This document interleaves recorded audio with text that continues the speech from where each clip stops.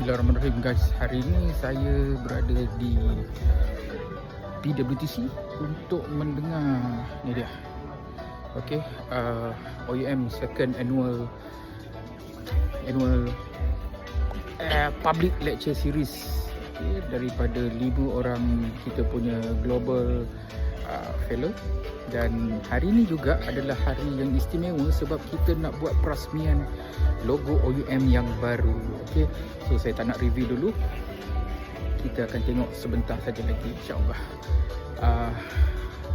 Tadi dah ada 2 orang lectures, profesor yang memberikan sedikit talk, sedikit pendedahan tentang dunia AI, dunia digitalisasi. Dan inilah dia yang kita akan ambil impact dia, info dia, untuk kita buat paper, untuk kita buat research paper insyaAllah. So nanti saya akan berikan informasi yang terkini untuk event kita pada hari ini. Assalamualaikum.